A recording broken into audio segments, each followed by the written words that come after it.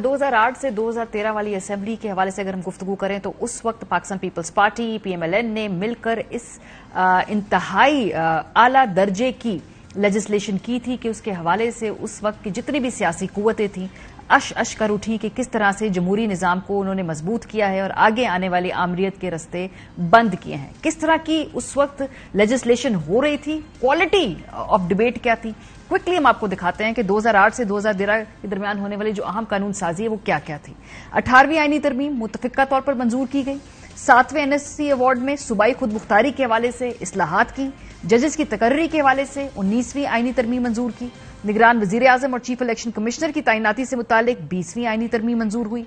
Family courts तरमीमी bill 2008 हुआ।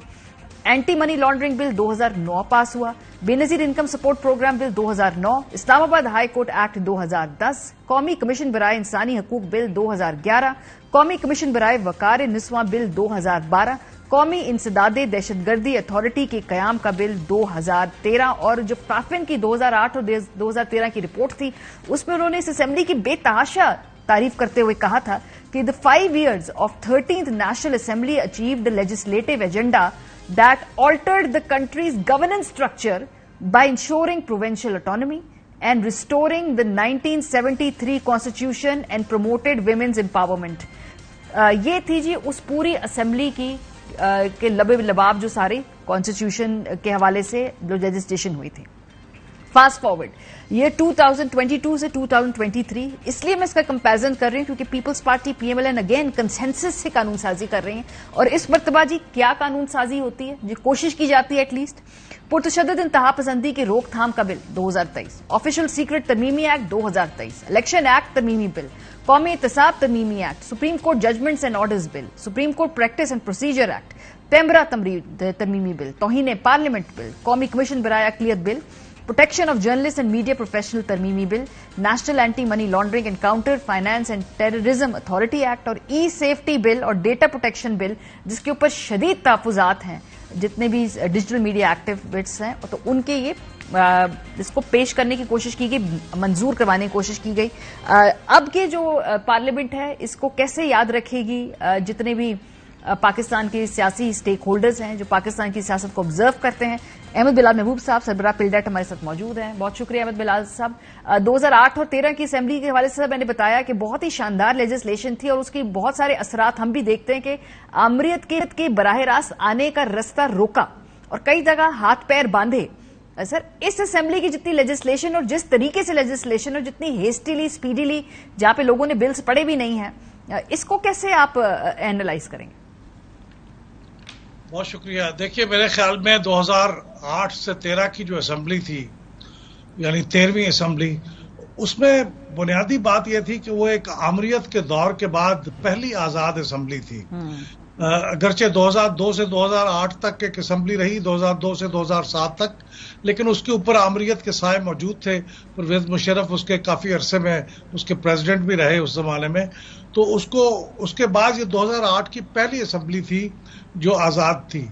तो उस वक्त आमतौर पे कंसेंसस पूरे रियासत का ये था कि अब हमने जमहूरी रियासत की तरफ कदम बढ़ाना है। तो ये बुनियादी फलसफा था जिसकी वजह से असेंबली ऐसी कानून साजी कर रही थी जिससे आइंदा आने वाले जमहूरी दौर की बुनियादें फराहम हो रही थी। ये वैसे ही था कमोबेश जैसा जो पाकिस्तान के अंदर जो दस्तूर बन रहा था जिस वक्त 1972 से लेकर 74 तक के पीरियड में, तो ये कमोबेश वैसा ही माहौल था। लेकिन अब ये जो असेंबली का मौजूदा दौर है, इस दौर में मुझे शक ये है कि एक राय पाई जाती है कि पाकिस्तान में जमहूरियत को शायद महदूद करना या कंट्रोल करना पाकिस्तान के ग्रेटर नेशनल इंटरेस्ट में है। ये मुझे ऐसे लगता है क्योंकि पैटर्न है कवानीन का जो पास हुए हैं, उससे मुझे आने वाले पॉलिटिकल ऑर्डर का एक अंदाजा होता है कि उसके अंदर एक कंट्रोल्ड डेमोक्रेसी की कैफियत होगी। इसीलिए आपको फर्क नजर आता है टाइप ऑफ लेजिस्लेशन जो दोनों असेंबलियों में पास हुई है। सर लेकिन 2013 में और 2022-23 में शायद अपनी जाती सियासी प्रायोरिटीज भी बदल गई, इस वजह से सियासी कुव्वतें इतनी कमजोर हो गई कि फिर इस तरह की कानून साजी करनी पड़ी। बिकॉज यहाँ जो प्रायोरिटी देख रहे हैं, सबसे पहले नैब अपने केसेस और ये तमाम मामला को सॉर्ट आउट करना था, और ये क्या इतनी कमजोर होती है पॉलिटिकल क्लास के उस बिल के ऊपर बहस भी ना हो, बात भी ना हो और इतने हेस्टिली पास करना पड़े, और शहरी रहमान साहिबा जैसी शख्सियत खड़ी होकर कहें कि इनको भी बिल को पास कर लें, बाद में इस पर बहस भी हो जाएगी। जी, उसकी एक कंसिडरेशन ये होती है कि जब सियासी जमातों को या सियासी कुव्वतों को किसी ऐसे थ्रेट का सामना हो, एग्जिस्टेंशियल थ्रेट का, इसका पता चले कि अगले इंतखाबात में उनका सफाया भी हो सकता है, तो फिर उनकी कंसिडरेशन मुख्तलिफ होती हैं। लेकिन जब उनको पता हो कि आइंदा आने वाले दौर में एक कंपटीशन होगा और कोई ऐसी खौफनाक बात नहीं है, तो फिर उसकी कंसिडरेशन मुख्तलिफ होती है। तो मेरा ख्याल है इनको एहसास था और इस वजह से एक खास किस्म के इत्तफाक राय से ये तहरीक अदम-ए-एतमाद पास हुई थी। और जिन नकात पे जो इत्तफाक राय हुआ था, उस इत्तफाक राय के नतीजे में ही फिर ये कानून साजी भी हो रही थी, क्योंकि 9 मई के वाकयात भी इसकी बैकड्रॉप में एक बहुत बड़ा शेडो कास्ट करते हैं इन चीजों के ऊपर जो कुछ हुआ है। बहुत शुक्रिया। अहमद बिलाल महबूब साहब हमारे साथ मौजूद थे। उनका कहना था कि अब जो इस मुल्क के अंदर डेमोक्रेसी का फ्यूचर है, जो नया अलग पॉलिटिकल ऑर्डर वो देखते हैं, उसके मुताबिक अब एक बहुत ही महदूद, बहुत ही कंट्रोल्ड और बहुत ही एक मुख्तलिफ किस्म की डेमोक्रेसी हमें देखने में नजर आएगी। और इसी बात का अंदेशा पाकिस्तान की इन तमाम सियासी जमातों को भी है।